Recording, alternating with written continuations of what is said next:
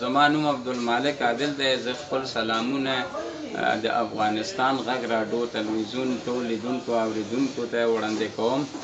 او زه د افغانستان د ننګرهار د ولایت یم. مخکې هلته هم د افغان په شرقي زون کې د تکواندو رئیس پاتې شوی یم او اوس په پېښور کې اوسېږم.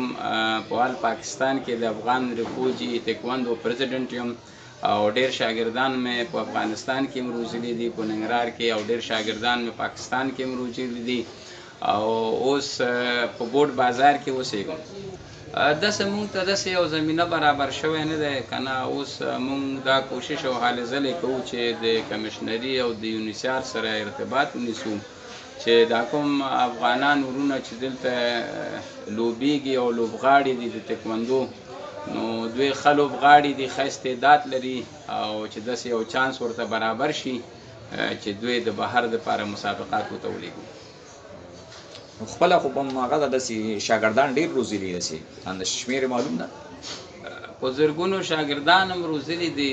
په 1988 کې ما 1900 او په 1983 کې ما تور کمربند د کوریا د ماسټري ساوان اخیستي دي.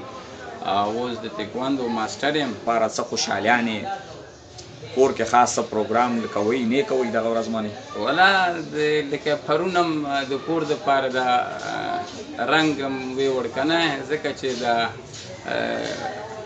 تا له ښه پته دی چې دا وایي چې دیوالونه نوی شي، لږ صفا شي او طاقونه، او نن شپه دا ټول کور باندې کار شروع کوو چې رنګ وشي، رنګ و روغن وشي او بیا د اختر د تیاریانو دپاره به جامې کوو او د اختر